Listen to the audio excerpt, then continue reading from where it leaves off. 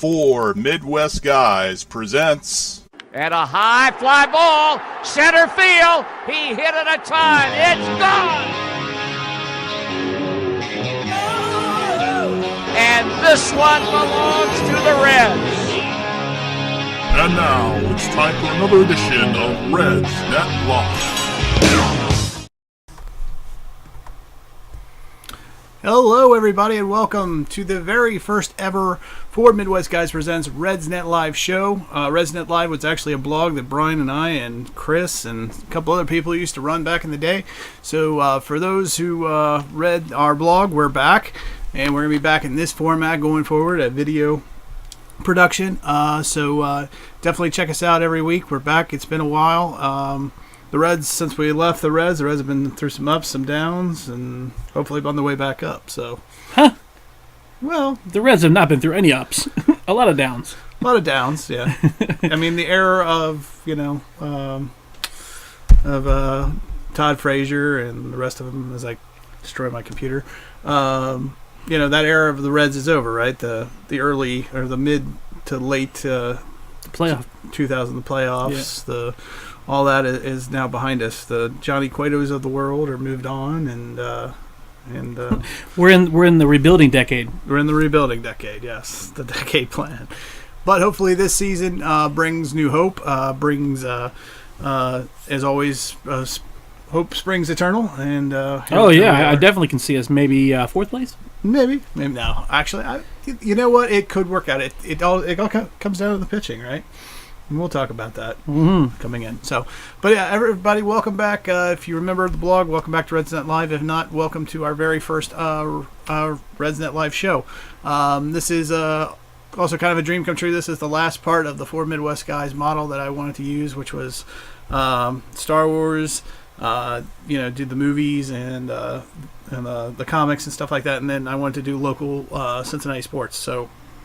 That's this is the culmination of that. So the last spoke of the wheel, if you will, is finally here, and it's been a long time coming. So just really great day, great to be here with you, Brian. By the way, I'm your host, B. Willie, and this is Mr. Brian Eckenbauer. Hey, what's up? What's going on?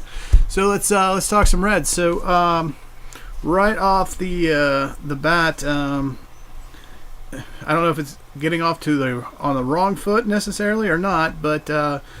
Looks like the Reds have been opening day for the first time since 1996, since the umpire had that heart attack back in 96. Yeah, with that Expos game. The Expos game. Opening day's been rained out, or this opening day's been postponed. So it's been postponed back to, because of weather this time, though. Yep. It's been pushed back to Friday. It was supposed to be tomorrow or today, depending on what time it is, but... Yeah. It was kind of interesting. I didn't even know that typically the way they've been doing opening day every year, you always have the Sunday night baseball game, and there's a couple teams that play that day. Right. Or overseas. We've seen in the past years. And then they always have opening day where everybody else plays. This year was the first year that they had everybody playing on the same day. I mean, obviously not now because the Reds got pushed back to Friday, but they did have every opening day on the same day. Right. Which I thought was kind of neat. They've never done that before, I don't think. Well, they also pushed up it's up a week. Usually this is like the first week in April, and it's a few days early. I don't remember it ever starting this early. Well, it's because April 1st is on a Sunday. Right, and Easter holiday and whatnot. But it does kind of ruin what we used to call the best day in sports. Yes. Where it was opening day parade, opening day baseball, and then that night was the championship game. Basketball game, usually.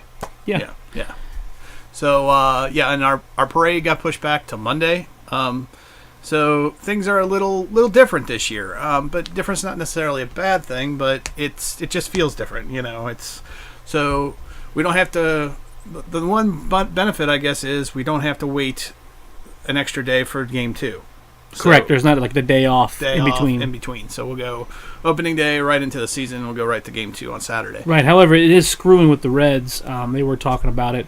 It's screwing with their rotation plans. So they originally they were only going to go for the first. I think it was the first week and a half, 2 weeks. They were going to be able to go with a 4-man rotation because of the way the off days fell. Right. but now they're not going to be able to do that. Because they lost that extra day off. Yeah. Right. So now they're going to have to use one. I think they said they're going to use one of the relief pitchers in that spot. In the 5th spot, because Finnegan's not going to be ready. Maybe. Right. So they're going to have the relief pitcher pitch like 2 innings, and then another relief pitcher pitch 2 innings, and then like they've done that before in the past to fill that extra day in the rotation. Well, if anything, the Reds are definitely good at that after the last couple seasons. I wouldn't especially say after last season. Oh, I wouldn't say they're good at it. They're just used to it. Yeah, there you go. That's probably the better way to put it.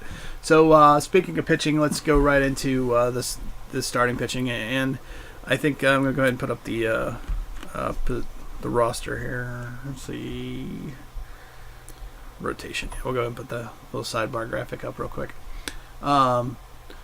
And right off the bat, again, here we are coming out of spring once again, and it seems like the Reds are already once again in what I like to call the pitching curse. It seems like to me. I don't know. What do you think? It seems like once again we have Disco and Finnegan are hurt. 2 of our starters. Kind of like last year and even the year before, it seems like this is a pattern almost with the Reds. Oh, every year it is. We come into spring training, we're like, if these guys stay healthy, they finish the season off strong. Mm-hmm. They really started to see them come to life, and then it's about 3/4 of the way through, to 4/5 of the way through spring training, and then all of a sudden, one or multiple pitchers hit the injury bug, and they start the season on the DL. It's been it's Cueto before, Vasquez, it's been Volquez, it's been Homer Bailey. Right. I mean, there's been numerous pitchers that have done that for us. Oh yeah. And this time it just happens to be that it's Descalfini and Finnegan. Right, and I believe Finnegan was the opening pitcher last year, wasn't he? Opening day starter, I believe. I can't remember. I wanted he might have been. Say he was. But yeah, Disco has an oblique injury, I believe. Yes, a left oblique injury. He may be out for quite a while. I think he's on the. Is he on the 60 day? I want to say I can't remember. Couldn't even tell you. I just saw DL. And so he's definitely starting the year off on the DL. And Finnegan isn't quite as banged up. He's already thrown a light bullpen session, 15 pitches only, but and so it's just a left forearm spasm. He was taken out, I think. Was it 2 weeks ago? Like a week and a half ago, I think it was. Out of the spring training game, he only threw like 3 or 4 pitches or something like that, and they pulled him for the injury. So already we're off to the pitching start. So that leaves in question what is going to be the starting rotation, and we kind of got it over there on the side what we think might happen. Brian, you want to? Oh yeah, Robert Stevenson will not. This graphic was made a little while ago. So Robert Stevenson's actually been sent out to the minors. Correct. So we're looking at Homer Bailey though, Castillo. You got is it Tyler Mahle and Sal Romano. Homer Bailey and Luis Castillo. Those were like the 2 guarantees coming out of everything. Especially after how Castillo pitched last year. Yeah. Mahle pitched a very, very decent spring, and Romano did the same. Stevenson was doing okay, and they kind of thought he was going to fill that spot. Right. But they sent him down because they were going to go with the 4-man rotation. Okay, so he got cheated. Yeah. So now I don't know. I didn't get a final. I mean, that graphic is a week and a half old, so who knows what the future holds. Yeah. So they could bring him up to play. To be that 5th starter that they need. Yeah. Depending on when Finnegan's ready. Yeah. Castillo had a very strong spring. He's minus his last outing, which I don't really ever count as last outings because those guys are usually swinging for the fences trying to make the teams that they're playing on, and so I didn't count those. But without that last start of his, he had a 3.24 ERA. He had 9 strikeouts in 3 games, so he looked pretty strong. I mean, you don't want to look at in spring, too much, but you really can't. The only thing we're looking for is control, right? Because you got players you got guys on the other side that are trying to make the club, so they're going all out with whatever they got. A lot of guys can't give you 110% every day. Right. After a while, they start fading. They're gonna break down. Yeah. So a lot of the guys that he was probably facing were trying to give 110%. So right. and he at that time, your pitchers aren't really looking to strike people out and win ball games and stuff. They're looking for control and ball placement. This is where I wanted to pitch it. Did I get it there? If I move my finger slightly over the seam, how is that going to affect? I think one of our pitchers was trying. It was either 6 or 7 different pitches. Oh wow! Yeah. Just because he wanted to try to, it's spring training. He wanted to get live batting practice and see how he can do on those pitches. So yeah. It's all about working out the mechanics. It's all crapshoot. Ball placement, yeah. So there's not much you really want to look into the stats, but he did have another good spring, which was typical of his average for spring as well. Tyler Manley was the same way. It's 2.75 ERA in the spring. He had 15 strikeouts, however. Very low whip of only 0.66. So to me, that shows, compared to what he's done in past springs, which was 3.65 ERA, it shows that maybe there's a little bit of improvement. Maybe. Just maybe. Or at least he's getting his ball placement where he wants. I don't know. What do you think, Brian? It all depends on what game he was in, too. Yeah, that's true. Because they do a lot of split squads in the spring training. So was he playing against the A team or the B team? Mm-hmm. Even the Reds, when they do split, they split them up half and half. So you got Votto and Hamilton and somebody else and Duvall in one game, but the rest of them are all scrubs. And then the other game is... So did he have the run support right. of the A team or the B team? Yeah. Saul Romero also had again, we're not putting a whole lot into this, but we're just going to go real quick. Who? Romano. Did I say Romero? No, you said the Star Wars guy. Did I really? Yeah. See? Yeah, I see I'm wearing my red Star Wars shirt. So what can I say? Saul Rivera. Saul Rivera. That's Saul Guerrero. But anyway, Saul Romano, ERA 3.0, 18 strikeouts, whips a little high, 1.13. A little bit better, though, than his usual spring training, 3.65. Not bad. Do you think he's worthy of the 5th spot, maybe? Just as consideration, maybe? Yeah, I mean, who else you got? Well, the other people would be Finnegan. DL for now. But, when he gets back kind of thing. I don't know. Speaking of which, let me change the graphic real quick. So, yeah, I don't know. Right now, I'd say you've got Romano, Finnegan when he comes back, obviously, and then I think another guy you have to consider maybe is even though he's technically in the I guess in the bullpen right now is Amir Garrett. He's been up and he's been down. He had a good spring again. A lot of factors. Not we'll look into it. 3.18 ERA, 21 strikeouts. WHIP was only 0.88. It was 2-1, which is a lot better than his normal 4.20 ERA. So strikeouts were down a little bit, but I don't know. What are you high? Do you buy or sell? I guess on Amir Garrett. Not as a starter. Okay. I buy him maybe as your long reliever. Okay. So maybe a guy that can come in and give you 3 or 4 innings. Okay. So he might be your 5th starter when they decide to, for the first couple weeks before Finnegan comes in. Mm-hmm. Garrett might be your 5th starter just because he can get you into the, 3rd or 4th inning. Sure. Eat up some of those extra outs. Keep your bullpen healthy because it seemed like we had a decent bullpen last year. It's just they were overtaxed because the starters couldn't go even 5 or 6 innings. It seemed like last year. Yep. So here's another thing. On Garrett, Price said here's another guy who had a really solid camp. I like him coming out of the bullpen in those last 1 to 3 innings to see him come in there and really be aggressive with the slider, fastball, and changeup mix. Instead of having to tamper himself with as a starter, he's throwing with a lot of confidence. We've never taken starting off the board for him, but this is a good spot for him for the start of the season. That's to quote Brian Price. So that worries me because Brian Price has the same opinion of somebody that I do, and I think Brian Price is retarded. So you're not in the Brian Price. So that is not a good thing. Camp? No, I am not a Brian Price fan. First of all, he spells his name wrong. He spells it with a Y, not an I. Mm-hmm. And some of the choices that he makes during the game is just asinine. Like when he was a pitching coach, okay. No, he's a pitching coach, yeah. But as a manager, he is awful. Okay. He is just downright awful.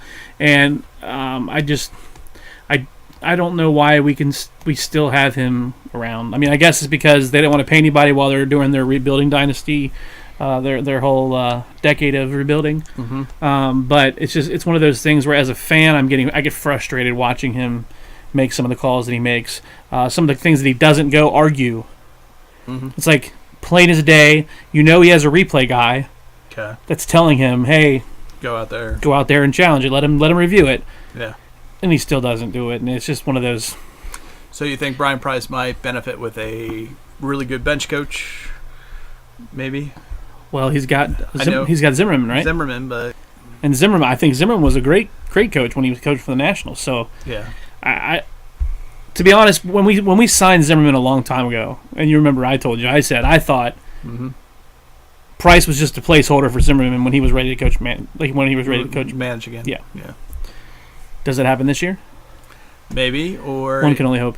or did they go with a fan favorite? You mean Larkin? Yeah. There's a lot of talk, a lot of speculation. This isn't even on our notes, but I just thought I'd throw it out there. Oh, you throw it out there. I do not see Larkin as being the head coach, the manager. Yeah. I don't see that happening right away. I can see him being the assistant manager, like the bench coach, like Zimmerman is, Yeah, for a while. and getting the Big league experience At least- as a coach. yes, Yeah. at least one or two seasons of being the bench coach. Yeah. Before I see him going straight in manager role. Mm-hmm. Although, I didn't see Aaron Boone becoming the manager of the Yankees, so That's true. Talk about out of left field. So let's get back to the fifth starter real quick. Then you seem to like Robert Stevenson. Maybe didn't have the best spring, but again, that doesn't seem to matter. His career stats, he is a 5.0 guy, but he does have a lot of potential and upside. I mean, the guy's always had potential. That's all we've ever heard. well, that's who everybody was picking to be the fifth spot guy. Yeah. Coming in the spring training. It was even with a couple weeks ago. That was who Yeah. they had picked. In fact, And then it was funny because not even like 3 or 4 days after, because I went through and read a whole bunch of stuff. I was like, yeah. well, who does C. Trent and who does Joe and everybody, who did Marty? Who are they saying? Who's everybody saying? Who's everybody saying that they think is going to be the starting rotation? So I was going through all those, and Stevenson came up on like 4 of the list. So Okay. Well, that makes sense. I'm not as high on the guy. He seems to be. I don't know if the fan hype behind him. It seems very similar to me. It reminds me of Homer Bailey when we were bringing him up. What? With Stevenson, there's a lot of people that seem to like him just for the sake because he's the next big guy to come up to me. I don't know. That's just my opinion on the guy. But well, I'm not high on any of the Reds pitchers.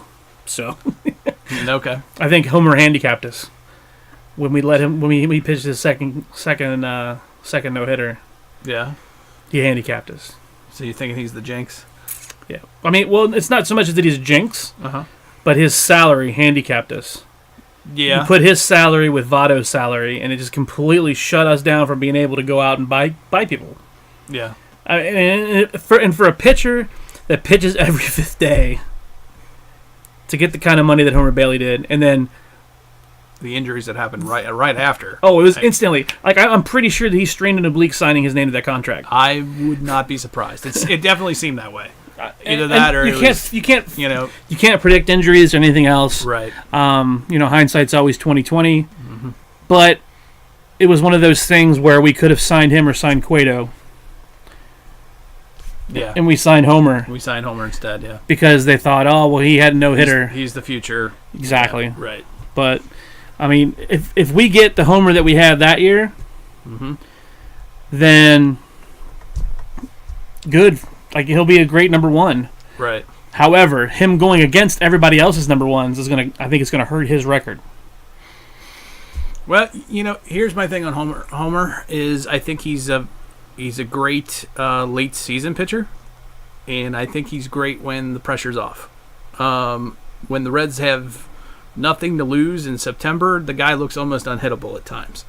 But it seems like every time he's under the spotlight and he's under the pressure, call it what you like, and whether he doesn't like the media because of what's happened to him in the past, and I don't really blame the guy there necessarily, but he doesn't seem to handle big pressure situations well, and it'll be interesting to see because he's been named the opening day starter. How that translates. How's that going to translate? Is he finally going to grow up a little bit, or are we finally going to see him be able to handle the big moments? Well, I think this is the first opening day that he's pitched since he got the contract for hitting the no hitter. Yeah. So this is the first spring training that he's actually been healthy. Coming up. Yeah. And it's frustrating. Oh, sure, it's frustrating. You want to, when you think, like you pointed out, you believe he financially handicapped us, and he probably did. And how much money, because baseball is guaranteed money, how much money's been paid out to him, and how little of a return we've gotten. It's hard to keep a positive view on the guy, and I want to, because I want him to succeed. Because if he succeeds, the Reds succeed, obviously. But yeah, it's hard to not be critical of that, I think, in a lot of ways. So, all right, let's move on to next piece of pitching news here. Let's talk about the bullpen for a second. Apparently, David Hernandez and Kevin Shackelford are also dealing with some injuries too. They're a little bit banged up. Basically, on the bullpen, Price said the right-hander veteran Kevin Quackenbush. Is in. The 29-year-old was a reliable reliever for San Diego from 2014-2016. He put up a 3.50 ERA and 173 appearance before he struggled last year. When they asked him about last year, he just said last year was rough. So he had a bad year, had an off year. He has a lot of potential. He looked really good in the spring. Yeah, so it'll be nice to see how he holds up. They said that Vance Worley and I guess Zach Weiss remain on the bubble. I don't know too much about either one of these guys. Didn't they both make the team? I can't remember. I'm fairly sure that Worley and Weiss both made the team. I don't know if Worley did. I'd have to go back. I'm pretty sure they did. But yeah, this is again a little bit outdated on the news here. But so let's talk about the pen though. Do you think it'll be as good as last year? Early on, they were pretty much lights out at the beginning because when they were just overtaxed by the end of April. Oh yeah, I mean they looked good in the spring. I really think that this team has the potential to wow us all, and if the cards fall right, then they could get a second place. Yeah. I don't think they're going to come close to first, but they could get the second place. Yeah. If they could be this year's Milwaukee Brewers. They could get that second wild card spot. I think it's possible. It's an outside shot, but I think it's possible if the starting pitching works out. They could be this year's Milwaukee Brewers, which really did good last year. Yeah. I really think though that they're going to finish fourth. Okay. All right. I don't think they're going to be as bad as the Pirates. We'll talk about a little bit more about that at the end, but yeah, okay. Copy that. The Buccos are always the Buccos, right? As you love to hear them called, the Buccos, right? Well, they're the Buccos, and they got rid of McCutcheon too. Dumbasses. Yeah, I don't understand. Why would you get rid of your best guy? Anyway. Well, they try to get something in return for him. I'm not complaining. They're in our division, so Continuing with pitching, so Cody Reed, this was a little bit of a shocker to me, a little bit, not terrible, I guess, but because they used him so much last year. He's going to start the season in the minors, apparently. Yep, he's got options. Yeah, they've got options left on him.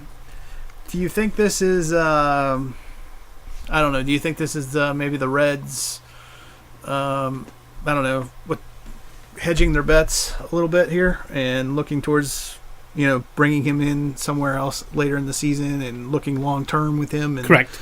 Want to keep him in that starting role instead of putting him in the bullpen. This is all about innings of service.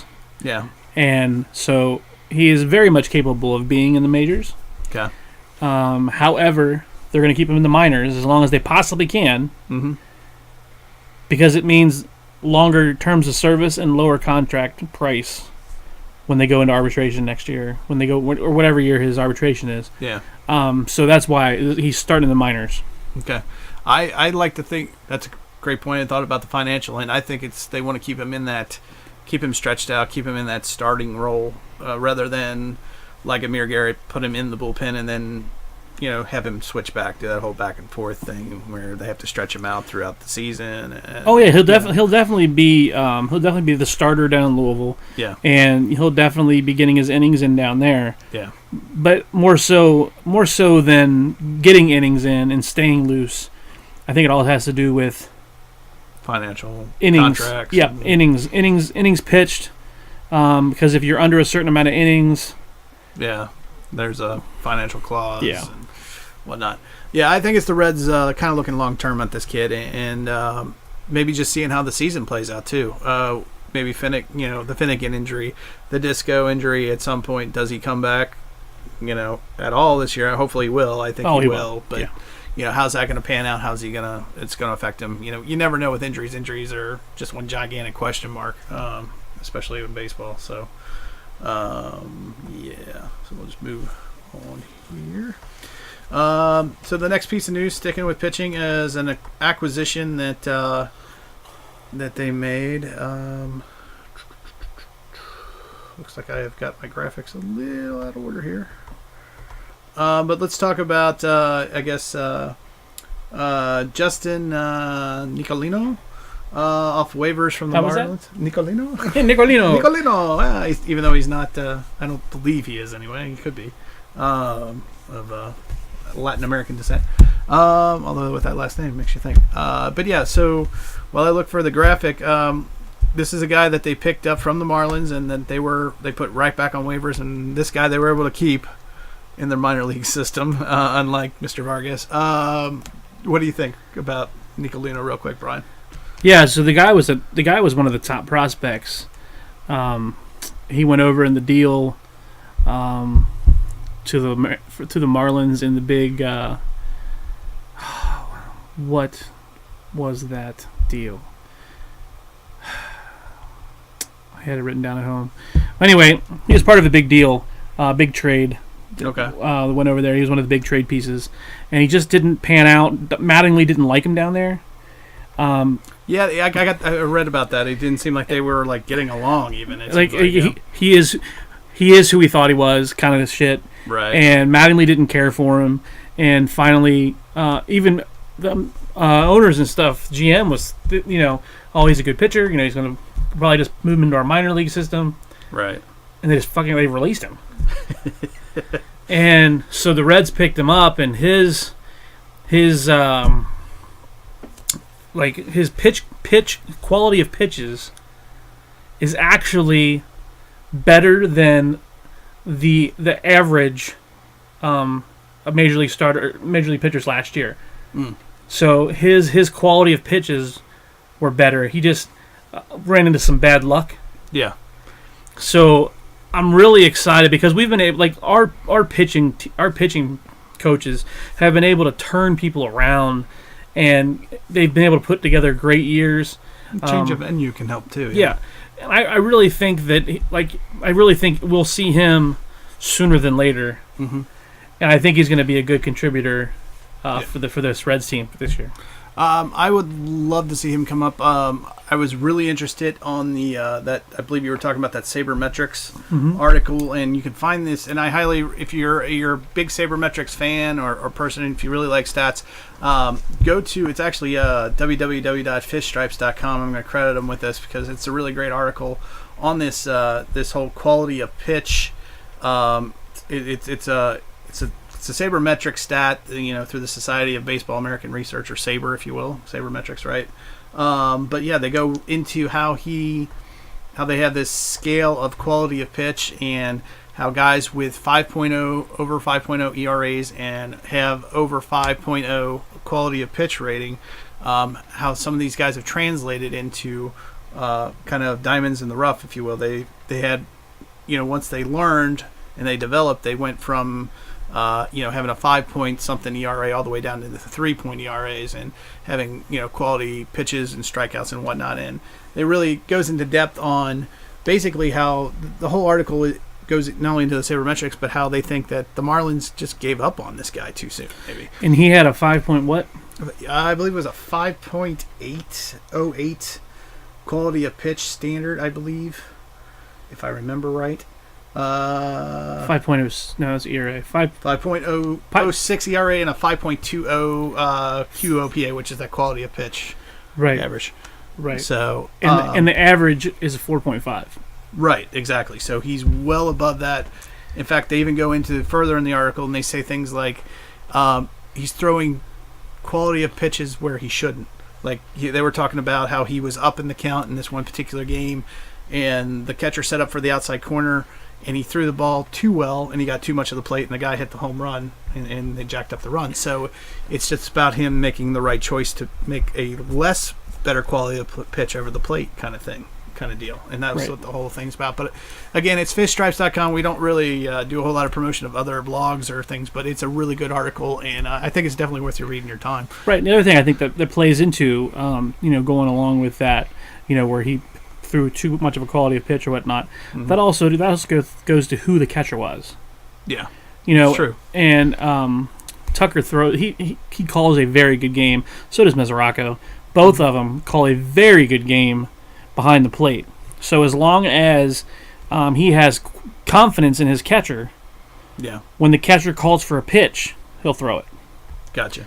And I think a lot of times you run into the I don't know if he can call a good game kind of thing. Okay. Yeah. But you got the Mesoraco and Tucker who have caught excellent games for a lot of different people, and they can call a very good game. They're very knowledgeable.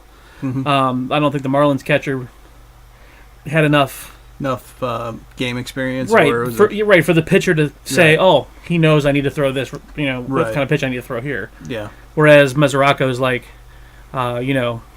whoever. Yeah. He likes to chase the high ones after he gets down 0-2 in a count. We're 0-2. Let's throw it high. Yeah.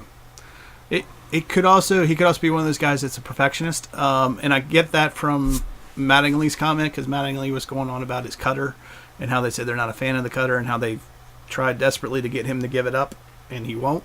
So maybe he's a little hard-headed too about giving up his Right, but it's one of his those bread and butter. Well, yeah, kind it's of one of pitches. those things. Like if it's your best pitch, Right. So why are you going to give up your best pitch? yeah, exactly. So maybe it's just him growing up a little bit, having to take a step back, and maybe this is be the reality check for him. So I'm kind of high on. I'm really high on this guy, and the more I read about him, at least potential wise, and the fact that he's going to be in the minors and we're going to be developing, I think is nothing but good news for the Reds. And at worst, he doesn't work out, and we move on. I don't think it's a bad thing at all. I think it's a great thing for the Reds. Definitely. All right, so let's move from pitching over to the position players, and we'll talk about the offense. So let's just kind of go. We'll go through the. Let's talk about. Take the Nicolino graphic off. Oh yeah, I'll take care of that. So let's talk real quick here about Position players. and let's talk about Billy for a second, I guess. Over under B. I'm Over under. all right. I think I know where you're going with this. Okay. Over under. Month and 2 months. Over under 2 months. Hamilton's leadoff spot. Hamilton's in center field. That he's not in the leadoff spot. Over how long? How long? is Over or he- under? Will he be Okay. in the leadoff spot? Will he be in center field? Past the month and a half, 2 month mark. Yeah, I do. I think he'll be fine. He's never going to be a 300 hitter. As much as I want him to be, I think he'll be. I think at best, Billy's a 275 hitter. Okay. At best. Okay. But he's so damn fast, and until his speed diminishes, when age catches up with him a little bit, I just don't see the Reds giving that up. Maybe they will. I just don't see Brian Price doing it anyway. I do.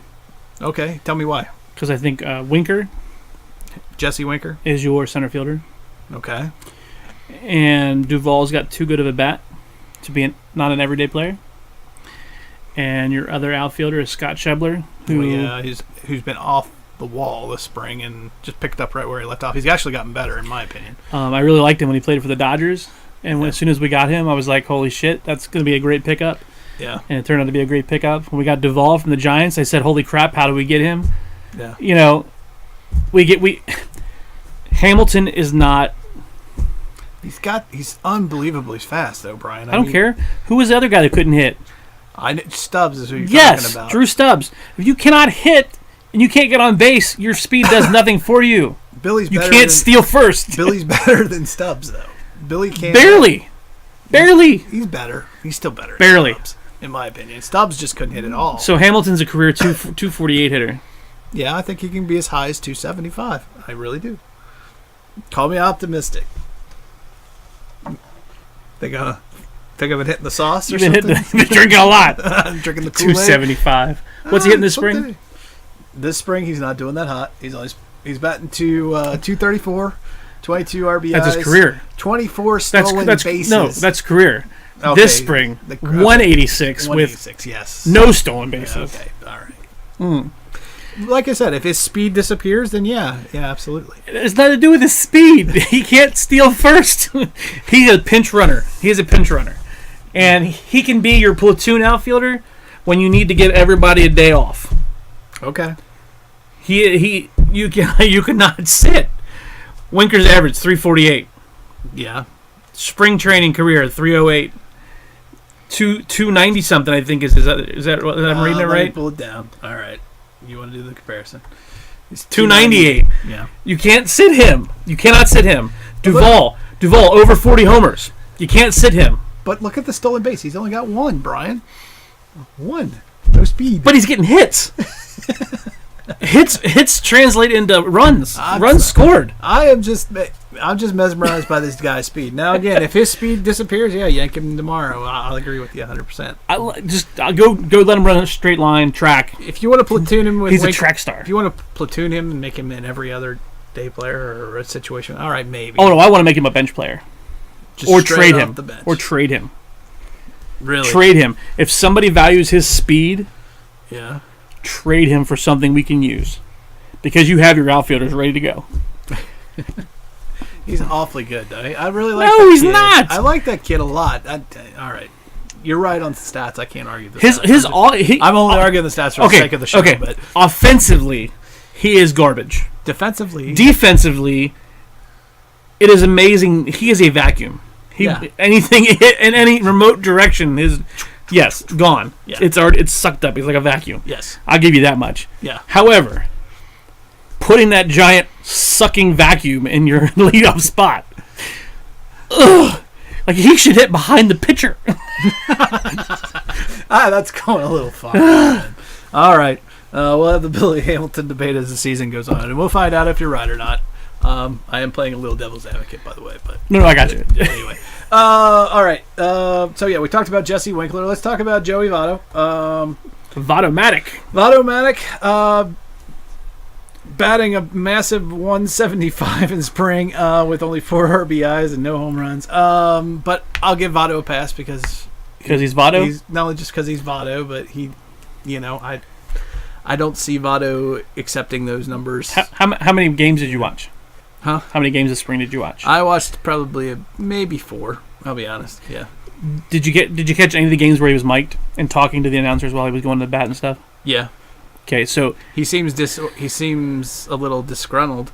No. A little bit. No. I picked up on something on one of his conversations. Like, really? Not that I want to tear Votto apart because I don't. I love Votto.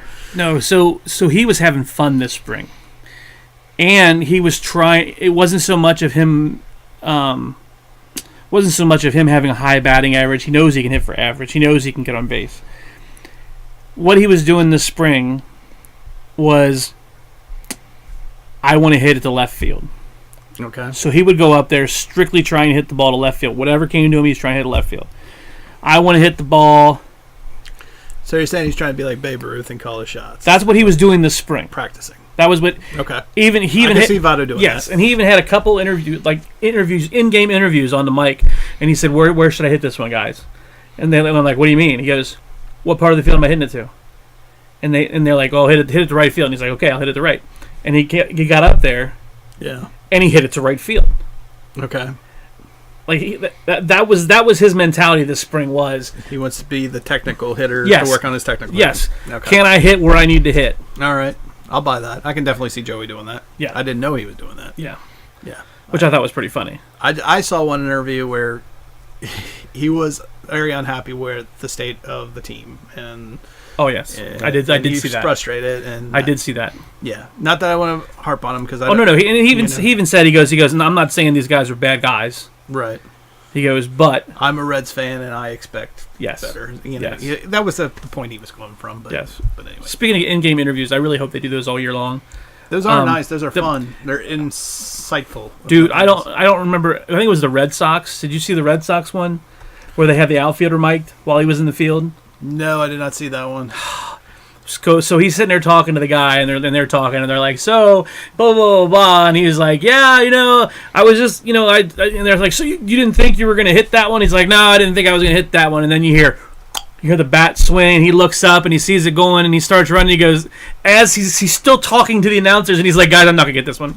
And the ball bounced over, and he picked it up and threw it in. He's like, yeah, I was never gonna get that one. I mean, it was hilarious to hear hear him talking while they're.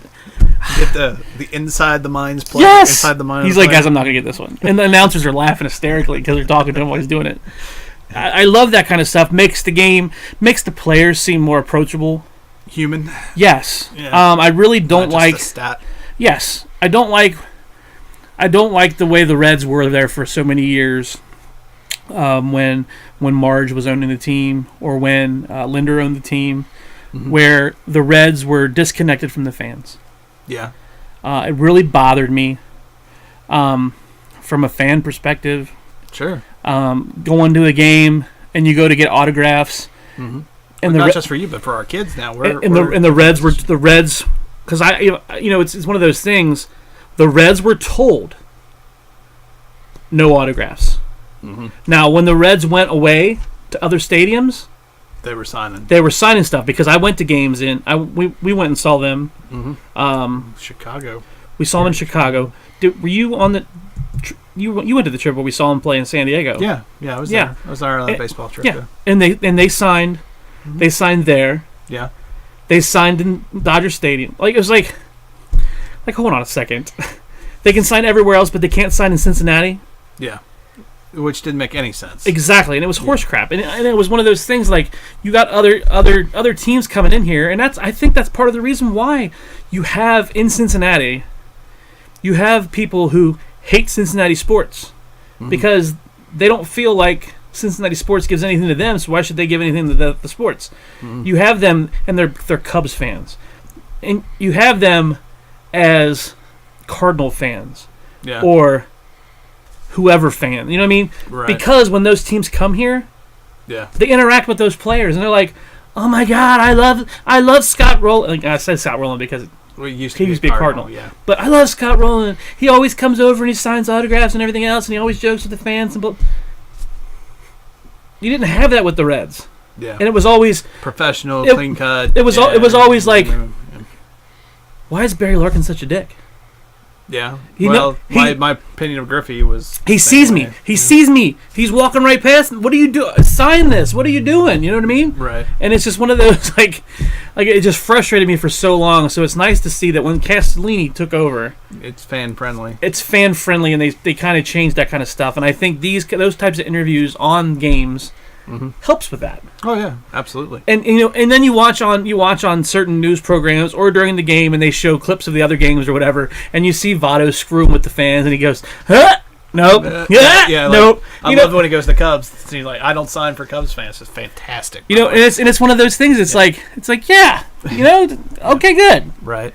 But it's just I don't know. It's just one of those things where I like the bringing them back down to earth, making them approachable. Showing that they're human, showing that side of them, that they're not all pricks like some of the other ones are. Right. Exactly. I agree with you 100%. Not to go off on a tangent. No, that's fine. There's what's grinds your gears with Brian Hinckenbauer. Yeah, I know. That really grinds my gears. All right.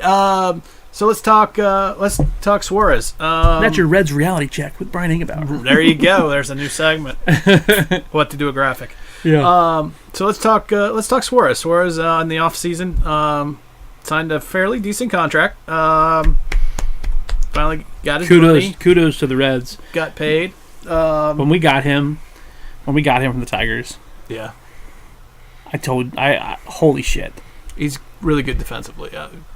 He's good offensively too. He has his moments. Yeah. And he's a decent. What did he have last year?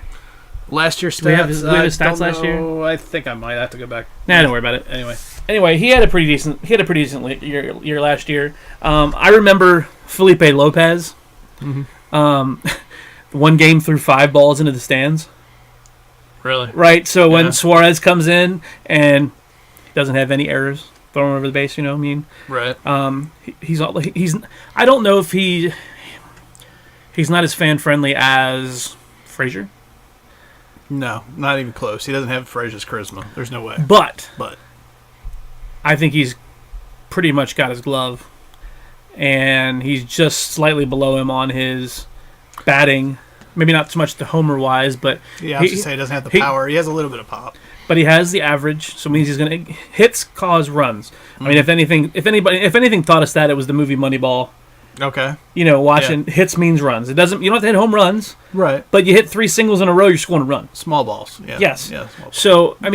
So and the fact that the Reds were able to lock him up to a 7-year deal, Yeah. just shows the kind of that they have such high hopes for him Yeah. at that position. I think it shows a lot of confidence. I feel like they bought him for his defense more than his offense. I'm not gonna lie.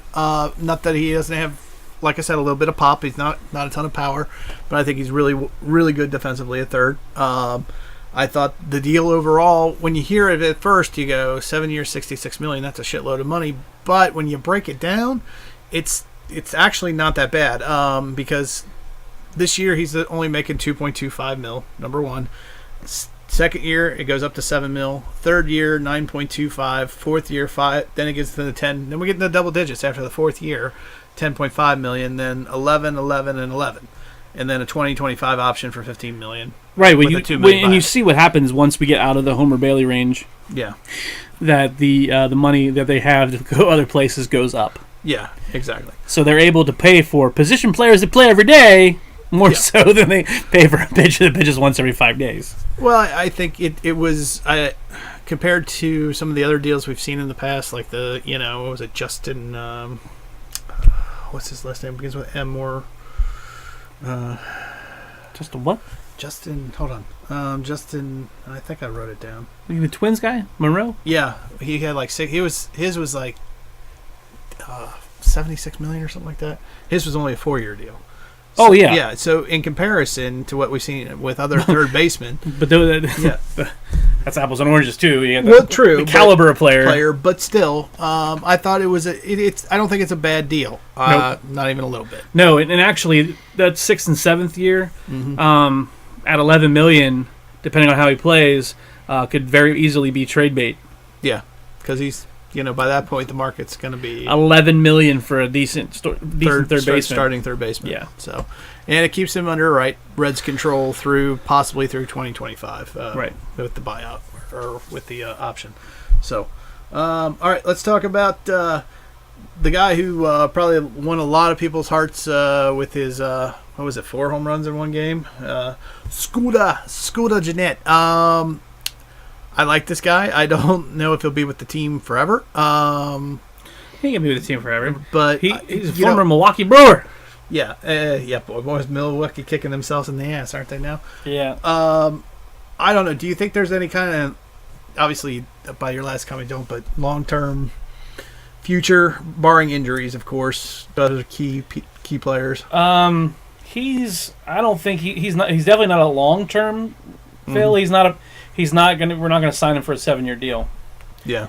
He could possibly be in the Reds' future for 3, 4 years. I see him more as a Scott Rowland type. You think he's a clubhouse guy? No. I see him as I'm talking about years wise. Oh, okay. I see him as a Scott Rowland type, like just bridging the gap till we get our guy up. Yeah. Because we have other guys that are in the minors that are working their way up to get up here. Speaking of which, that minor league system is looking better than it did a couple of years ago. Dude, that minor league system is it's phenomenal. We got several guys who are just right on the cusp of, as long as we don't trade them, Right. they are right on the cusp of coming up, and we are maybe two years away from where the Cubs were when they brought all their people up, and Yeah. and they just brought one after another after another. I mean, granted, the Cubs had 2 or 3 decades worth of last place finishes, first place drafts, but really, we're not that far. Well, anyway, I'm not gonna say it. But. right, but we have some very, very good players coming up in our system that I really think are going to contribute. Maybe not this year, but maybe next year starting, Yeah. and then another one starting the year after that, and Right. keep going through there. Hunter Green. Yeah. How does he progress? Does he progress to be a shortstop, or does he progress to be a pitcher?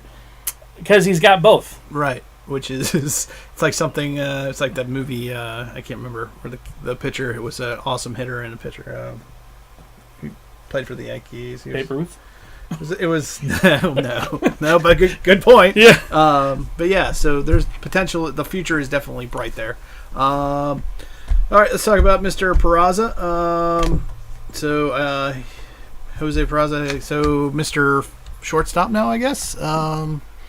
He's now with whatchamacallit gone.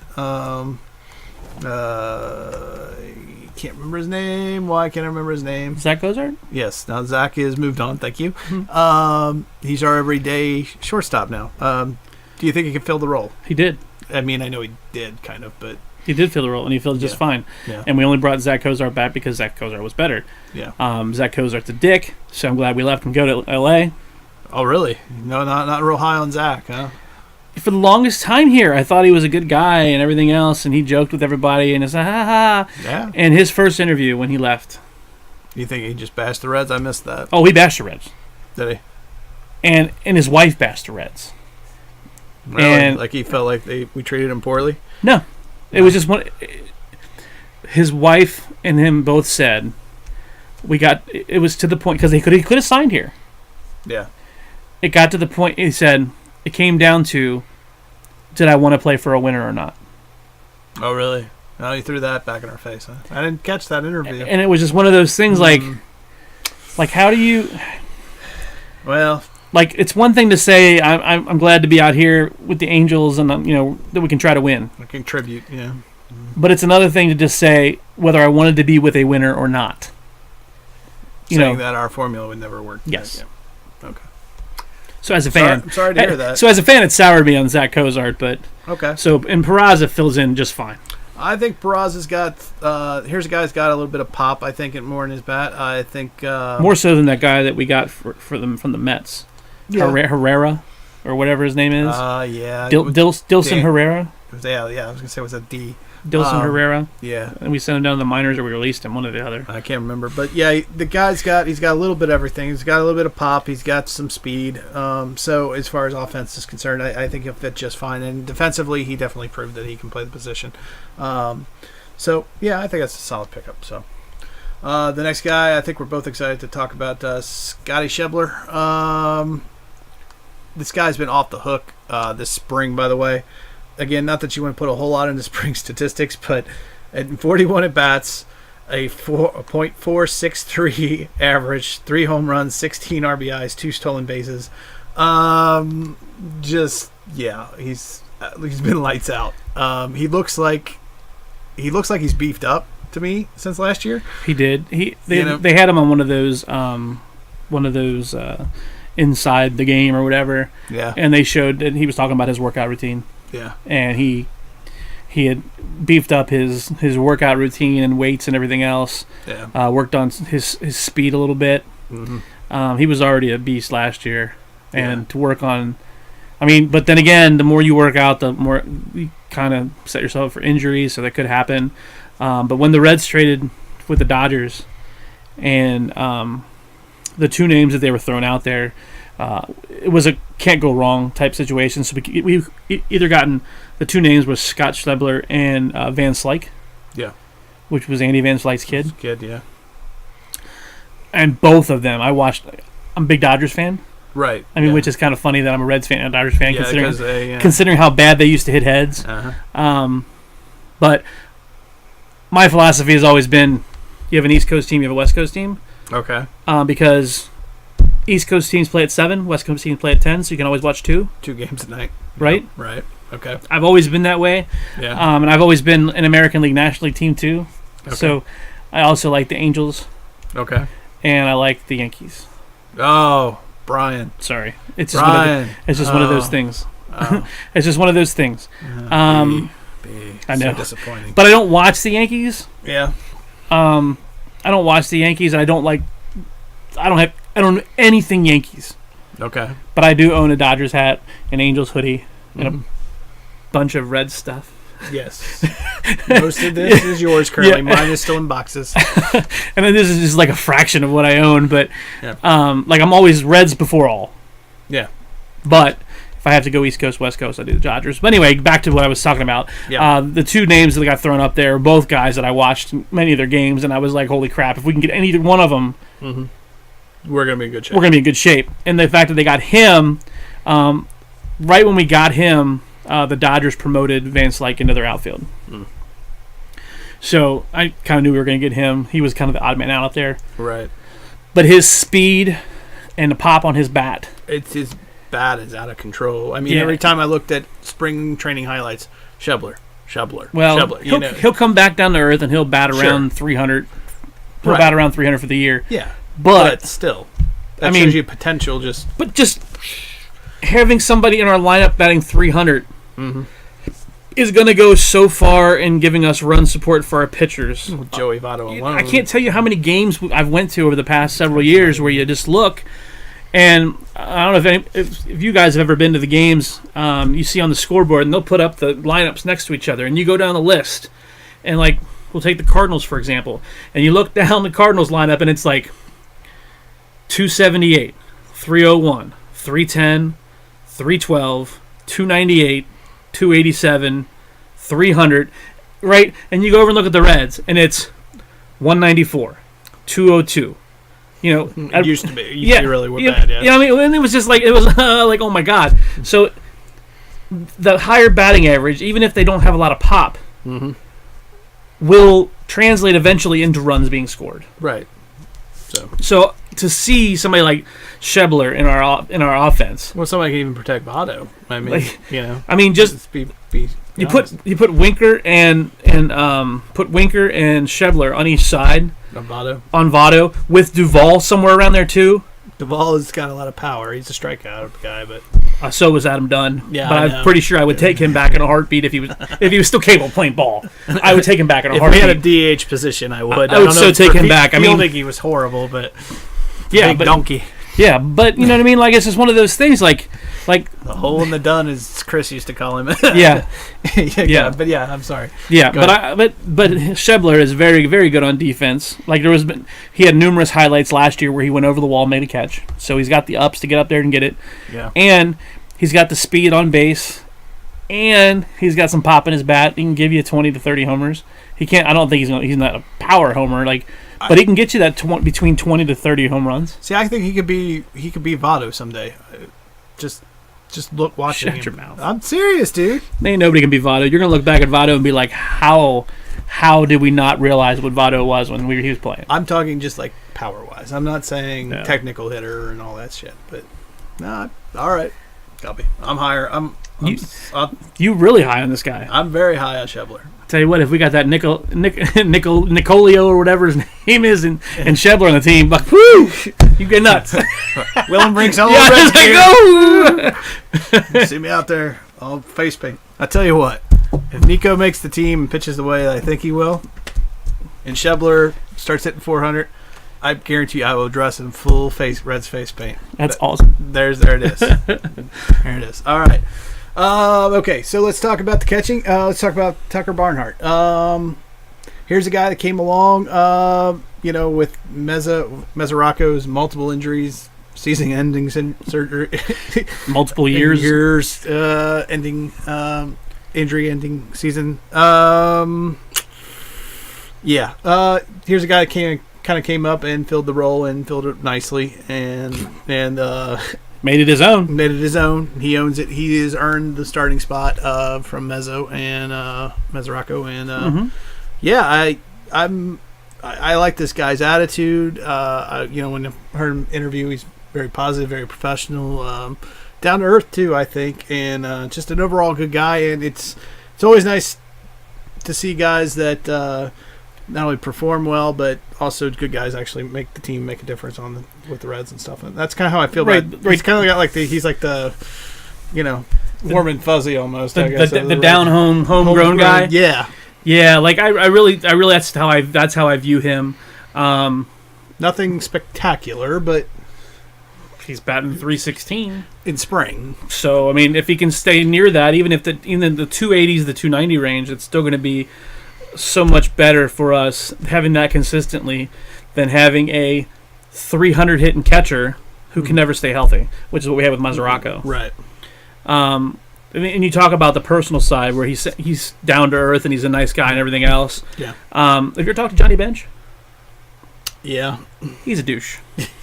I wouldn't go that far, but no. I was going to say Dick, but yes, he is a douche. Yeah. And you just listen for you. Yeah, and just listening to him, the way he talked about Pete Rose, and it's one of those things like dude, even if you didn't like him, yeah, for the fans' sake, you just kind of like support your team member. Yeah, and you're like, oh, he's having a rough go at it, something like that. Right. But the statements that Johnny Bench was making was just asinine, and it just came across as him being a dick, and it was just like, yeah, I don't like those kind of people to begin with. So when I see them on the Reds, yeah, it sours me. Yeah. So seeing somebody like a Tucker Barnhart, who is very down to earth, Joey Votto, very down to earth, yeah, and not doesn't talk negatively about anybody, and if there's a problem, it's a we need to work this out, not a he needs to fix his issue. And we always talk about pitchers. We always think about their stats, but what's the other part of it is the catcher. And I think Barnhart calls a very good game. For when you think about, especially last year with how Did much he of get a Gold Glove? Huh? Did he get a Gold Glove last year? I want to say yes, but I don't think so. I'll have to Google that up. But just how many pitchers we went through last year, and and that's a different person, different guy, understanding what they do, and how many different starting pitchers we went through last year, and to see him still, he calls quality games, and I think that's a big part of it, especially with the young guys and bringing them up and as part of their success. So that's another part of, I think, that makes Barnhart great part of having the team. So yeah, he won it last year. He did. Okay, there you go. So defense, fielding, all that. He's phenomenal, and he throws out a very high percentage of people that's trying to steal against him, which is very hard to do. Like, yeah, I'd have the numbers that he was putting up last year rivaled Molina's, and I hate Molina, and it wasn't so. As a player, Molina was just amazing. Like, just his presence in the batter's box, and the way he held himself in the catcher spot. But it was his negativity towards the Reds that just kind of rubbed me the wrong way with Molina. But but Molina, he was a very good player. Yeah. And the numbers that Barnhart was throwing up last year were better than Molina was throwing up. Yeah. And it was just crazy. So I mean, so Tucker's very good, and I'm very happy having him as our catcher. I couldn't agree with you more. Again, just an all around good guy. And a good player, obviously Gold Glove winner. I forgot about. I wanted to say yes to that, but anyway.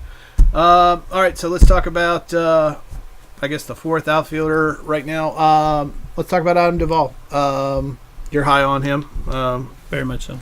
He's got a little bit of everything. He's got a little bit of speed.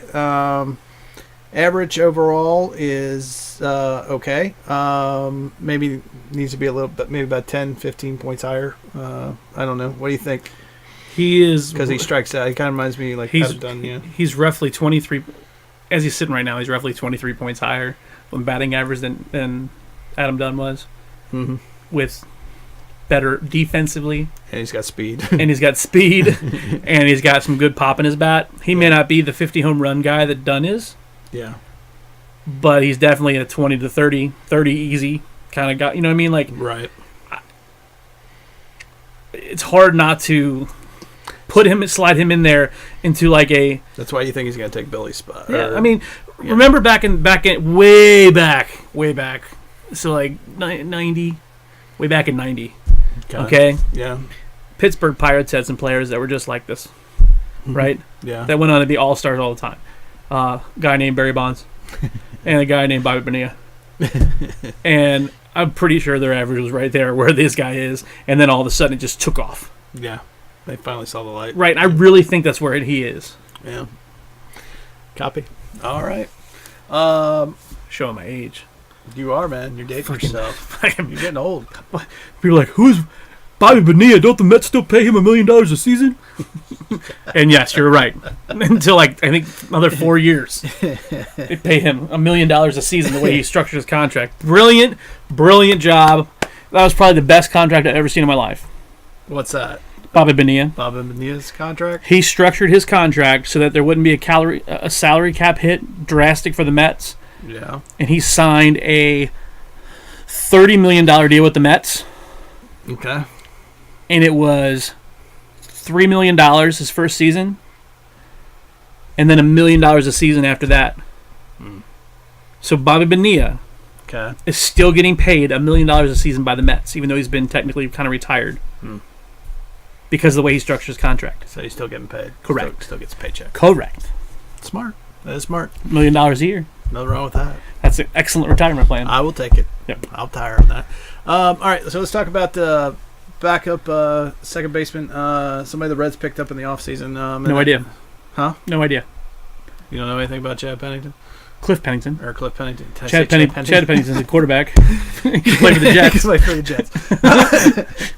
This is his brother Cliff. This is Cliff Pennington. This is his brother Cliff Pennington. But it's pretty good for a backup, I guess. Is he?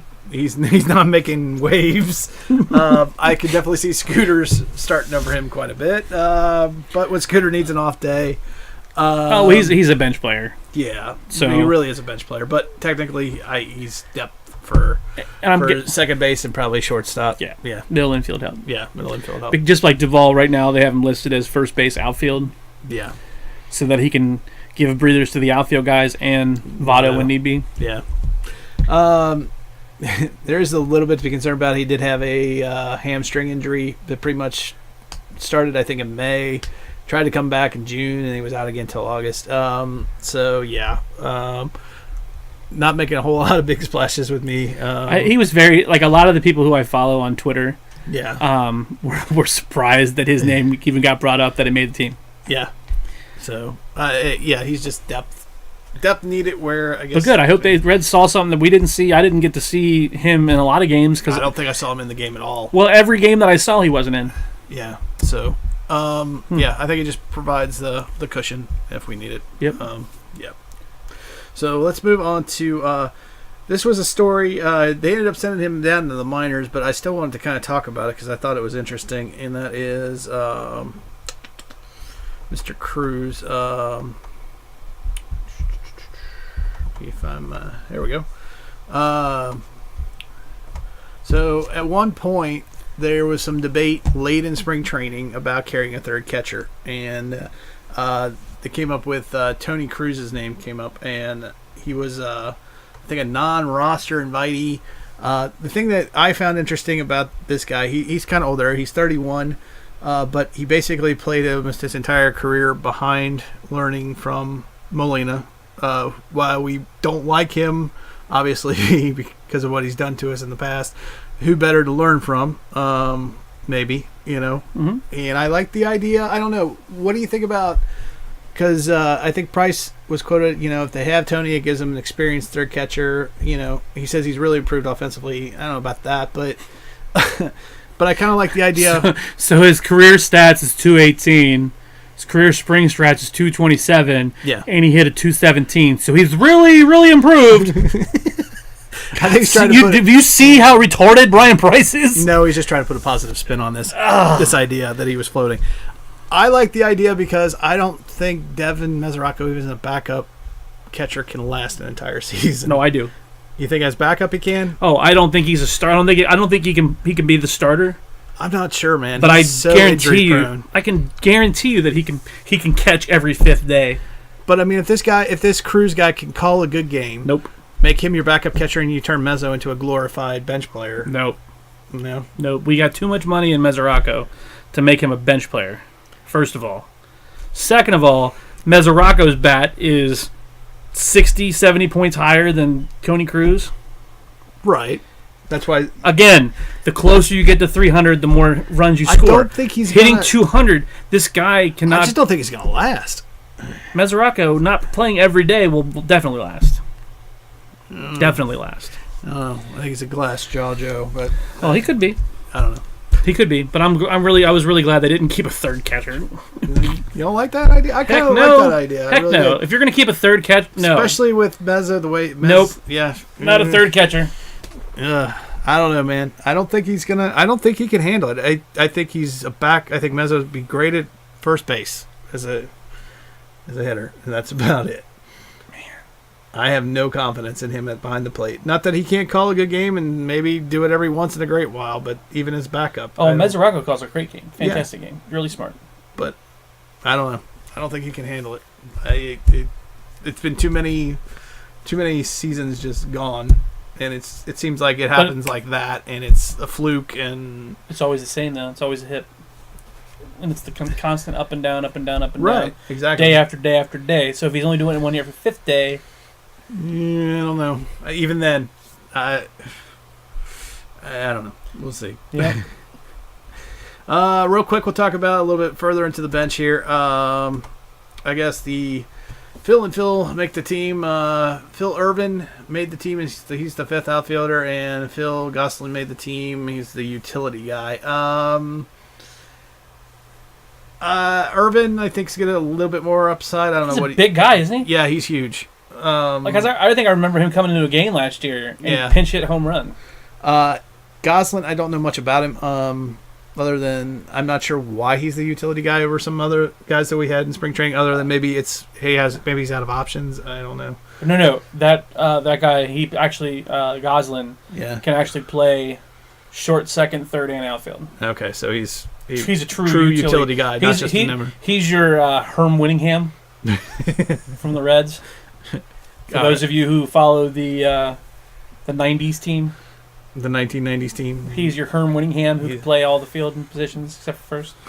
The one guy that you don't have a baseball card from 1990. I have. Do you? Okay. Oh, yeah, I do. Like all those red sets. All right, so we've talked a lot of baseball, and real quick, just to make it a little bit lighthearted, after going through all the baseball stats, I thought lighthearted. Yeah, a little something lighthearted to end with. Oh, I don't know. It's kind of giving me heartburn. Heartburn, maybe. Maybe it'll give you a little heartburn. Maybe it'll make you hungry. Oh, it's already gonna make me hungry, dude. I'm looking at the picture on the screen. Oh my gosh! All right, and we've even got a special screen just set up just for this. So we're gonna talk about the new food being presented real quickly at the Great American Ballpark this year. Yeah, so for those of you that are going to go down to the Great American Ballpark to go to any of the games, this is some of the great new food that they're presenting to you. Some of it sounds good. I don't know. They didn't put out prices on anything, which is kind of funny. Yeah, which means it's probably higher than. Yeah, which means that your second slide, I believe, if it's the hot fudge cake. From Frisch's is probably going to be like $8. Yeah, it was like $8 or $9 for a hot fudge cake. But hey, some of the stuff they are offering does look pretty tasty. This is interesting to me because I'm a big Geta lover, and so you've got the Geta fry box this year. So you got fries or tater tots topped with Geta gravy, bacon, shredded cheese, and a little bit of green onion if you want it. Yeah, this is heart attack. Just waiting to happen. This is your artery clogger. But if you're a native Cincinnatian, then you understand what Geta is, where other people don't have a flipping clue. Which is so funny because I never even put that together. Like, because I've always had Geta. Yep. Growing up, always had Geta, and and it's a breakfast sausage kind of thing, like almost like a slight hamburger-esque kind of, yeah. But it's just funny. Yeah, but it's just funny that you go other places and they've never even Lexington heard of it. and they barely heard of it. Yeah, it's like 30 minutes. Like you've never. I mean, it's a German thing. It is. But like you go to Florida, no clue. Go to the East Coast, no clue. There's nothing. There's nothing. Yeah. It's like, oh my gosh. So this is definitely a Cincinnati food, and I like to see that the Reds have fully embraced the ethnic heritage of Cincinnati, and like much like Seattle does with the sushi and stuff at their ballpark, and you know, and they do like that whole West Coast kind of stuff. Yeah, like you got the Dodger dog. So this might be the staple for the Cincinnati. Throw in our something unique only Cincinnati has. So yeah, they've other than the Conies. Other than the Conies. Well, you've got the East Coast that argues that, but we have Cincinnati style chili, which is different too. So, All right, so let's move on to the next one. Next up, we talked about it just a minute ago. That's right, Frisch's. So some people were like, why can't we get hot fudge cakes here? Or as some places just call that Big Boy, because in other parts of the country it's not Frisch's, it's something else, Big Boy, but it's the same. Okay. Just saying. All right, so Brian adding a little culture flair to us there. So whether it's Big Boy, Frisch's, whatever you want to call it, that wonderful thing they call a hot fudge cake is now available at the ballpark. You can get it in a cup, it looks like, instead of the traditional way, which is interesting. Again, whether it's $8, $9, who knows? It's portable, but It's like a walking taco almost. yeah, I'm cool with this. I know my mom would definitely be a fan of this. Oh, She I'm loves sure the my hot daughter. fudge I'm cake. sure my daughter Oh, will yeah. definitely want one of those. Absolutely. So also this year is the BLT dog, which is interesting. So it's a hot dog with bacon, lettuce, tomato, and sriracha mayo. So a little bit of a flair to it there at the end. Yes, please. It's kind of redundant. You're putting bacon on a hot dog, but hey, I'm cool with it.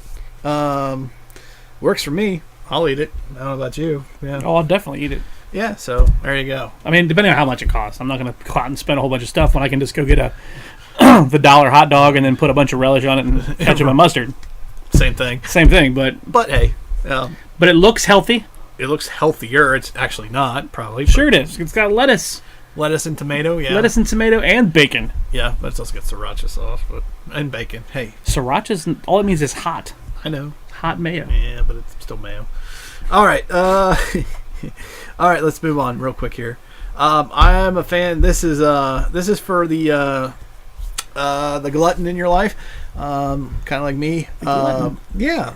This is the Smokehouse Bowl. Yeah, it's just Montgomery Inn. So yeah, you got Montgomery Inn pulled pork barbecue, coleslaw, baked beans, and mac and cheese layered in a fried tortilla shell, topped with some Montgomery Inn again barbecue sauce. Basically, this is just like a number 7 at Montgomery Inn in a tortilla bowl. But it's all mixed together. You know what this is? This is the KFC bowl, chicken bowl, except their version. Well, yeah. they were trying to figure out how we're going to put together something that's portable that people can eat. Yeah. Because they're like, well, when we get the barbecue, we like coleslaw, or we like the sides with it. Uh-huh. There you go. And all you got to do is keep perfect. it there and shovel that stuff in. Perfect. It's perfect. Sounds awesome. All right. Next up. This is interesting. A little bit of a different take. This is the smoked bone-in chop. I'm not. I doubt this will be available everywhere. I could be wrong. It is. So they had something similar to this last year. Okay. But it was boneless. Oh, okay. And you could get it out in right field. There's a grill section. Yeah, behind the yeah. Like right Behind the stands. Yeah. Yeah, and on the third, on the first base line, all the way at the end. Yeah. And it was very, very, very good. So now they're putting the bone. And now it looks like they're just bringing the one with the so bone you in. can pick it up, and if you wanted to, I guess by the bone, maybe. I don't know. I don't know if you do that. Anyway, they serve it with a little bit of slaw. So yeah, a little bit. If you want something a little bit more upper class, maybe. I don't know. Well, yeah, like you want a meal more so than a snack. Yeah, if you want a dinner, then here's your option. Speaking of a dinner, yeah, good lord. Welcome to the triple play. So I feel like this was made for John Madden. A smoked turkey wing, pork wing, and a whole chicken wing, all served together. Obviously, looks like we got all barbecued off the right off the grill. Yeah, just. It's John Madden's turducken. It's the Cincinnati Reds version. It's the Cincinnati Reds Atkins plan. What's for dinner? It's all meat. What's for dinner? Meat. Yeah. What's for lunch? Meat. What's for breakfast? Meat. Yeah. Yeah. So And I'm gonna guess that's got to be at least $16. Every bit. At least. Maybe you might be hitting the 20 range on that one. But yeah. So if you really are, and what's a pork wing? I don't know. I'm thinking it's a rib. That's just a guess. Okay. I would think. Maybe it's like a thicker cut rib. But I was like, pork wing? I'm going to think... Yeah, I think it's like a thicker cut rib. You know why? Cut rib to me. Duh. That's why they're calling it a pork wing, because pigs can fly in Cincinnati. They have the whole... Okay. The flying good point. pig. There you go. You got it. Duh, Brian. You got marketing genius. I know. All right. I'm not really a genius. I just kind of figured it out. All right, and here's some old school here for you. If you were ever a kid and had the old fried garlic or fried bologna sandwiches, the the Reds have got you covered. You got the Queen City fried garlic bologna, topped with some spicy mustard and served on with the bun. So, the 3-meal bun. 3-meal bun. So yeah, this is about as basic as it gets. This is well, it's a thick cut. I was listening on the radio here to one of the radio stations, and they went down to the food tasting. Yeah. Which is why I kind of gave this to you and said, "Oh, we definitely need to talk about all the new food they got." Yeah. And she just absolutely raved about this. She said it's like you took 3 pieces of bologna that you get out of the Oscar Mayer thing. My bologna has a Yeah. first name? And it has a little bit of garlic kick to it. Yeah. And she said it was just so good. Yeah. Nice and tender. That she'll probably get that every time she goes down. I think I'm definitely going to look this one up just once, if nothing else, just because it's fried bologna. I mean, come on. You can't really go wrong there. All right, next up. Okay, so street tacos. Kind of going with the whole food truck kind of flair here, I guess. And I'm not sure where this one is being served. If this is in like their more. Oh no, these will be available on the. They either said the third base side or behind left field. Yeah. One of those areas. That's where they're going to. Is where they'll have them. But they did say they would, because that was one thing they did bring up on the interview when they were talking about all this stuff. Yeah. Because they were wondering if it was only going to be available in the club section, yeah. or if it was going to be available to everybody in different sections. And they did say that this was going to be down the first base side. I mean, the third base line somewhere over there. So yeah, if you're looking for that chicken or pork, topped with some onions, some cilantro, some queso, and a little bit of lime, it's like that food truck taco you would get. It's almost like it almost looks like Chipotle. Almost, yeah, a little bit. That's a good point too. So a little bit of a spice and season going on here. And again, I love this idea. This is the Geta Burger, a Geta patty topped with Swiss cheese, served with Cervati pretzel bun. Yeah, I'm so fat. Oh my god! It's one of those things like, oh my gosh, like they served those at Geta Fest. Yeah, off the hook. They're so good. And then when they announced they had this, I was like, oh my gosh. Like, I don't know about the whole like the top looking like a pretzel. Yeah. But the Geta burger with the pretzel bun that they had at the Geta Fest looks pretty similar to this. Off the hook. It's amazing. It is amazing. I like the idea that the Reds are doubling down again on authentic Cincinnati cuisine. Yeah, so, well, it's the whole German heritage. I mean, we have the biggest German population. We have the biggest German population. The Oktoberfest here is the biggest in the world. Yeah. One of the biggest in the world. We got Mayfest too, which kind of shuts it down too. But and it's just one of those things where they're you're right, they're embracing the local heritage of people here. Yeah. And I think it's going to bring a lot of, maybe not so much bring them to the ballpark, but have them spend their money. Yeah, they'll be like, hey, I'm in Cincinnati. I'm going to try something called Geta. Guess what? Have you guys ever heard of this thing called Geta? It's weird. Mm-hmm. And you'll either love it or you'll hate it. There's no really in between. Yeah. All right. And finally, we got the Queen City Wicked Sausage. I will never try one of these. I will not. Why? Because instant heartburn? Well, besides that, Chipotle, ghost pepper, or jalapeno. Mm-hmm. Seriously? Yep. Can you imagine getting a ghost pepper sausage? Anyway, that's why they call it Wicked. Oh Wicked. my God. Queen City Wicked Sausage topped with Wicked Chipotle, ghost peppers, jalapeno sausages topped with your fresh peppers and onions. So yeah, this is this is if you're the spicy, want your mouth, stomach, and the other end on fire as it comes back out, this is up for you. No kidding. With your iron stomach. Because there's no way I could do. I definitely could. I could probably do the Chipotle. Yep. And the jalapeno one would give me a little bit of heartburn, but I would never try the ghost pepper one. It would just drive me nuts. Send it to your knees like that. It would, man. Like I would feel that I would be like this for the next 4 podcasts. Where's Brian? He's in the hospital. Yeah, Brian's in the hospital. He's recovering. It burned a hole in his stomach. All right. Well, that brings... Well, that was fun to watch. Yeah, so that brings our little food segment to the end, and then that also brings the end to this podcast. But before we go, where can you find Four Midwest Guys? It's real simple. Your one-stop shop, of course, as I always say in other podcasts, is the www.4midwestguys.com. Again, that's 4midwestguys.com. One more time, the number 4midwestguys.com. You go there, you get your one-stop shop. All of our podcasts are listed in chronological order. They're categorized at the top, and you also find links to our Podbean, to our iTunes, to our Twitter, Facebook, YouTube accounts. You can follow, like, and subscribe there. So definitely, if you liked any of this and you want to see more, check us out there. Also, this particular podcast, because it is RedsNet Live, not only will it be posted here on 4midwestguys.com, but I will also put it. We're going to reactivate the old blog of RedsNet Live itself, and you can just catch RedsNet Live there as well, with links to 4 Midwest Guys as well. If you are on Twitter, however, you can catch us at 4 Midwest Guys. Brian, where can they find you? At Egg Zone. All right, and you can catch me at bwilly1977. Brian, I know you've got two other things. One's listed here, one is not, and one being Instagram. Yeah, one is Instagram, and it's at @the_real_ank. Okay. And the other one is Stardust, which is a really brief reactionary kind of app where you or anybody else you can go in there and give your quick 30-second reaction to like a show you just watched or movie you just watched without going into too much detail, but to give you your thumbs up, thumbs down, that kind of thing. So if you want to follow me there, it's at EggZone. Okay. Just like my Twitter handle. All right, excellent. All right, and before we go, we got a little segment that we'll have on RedsNet Live, and we like to call it the Fans Pulse. So this is a way to get back in touch with us. So our question, our interactive question that we want to ask you this week is, who do you think will hit the first home run for the Reds for the 2018 season? So who's going to be the first one to do it?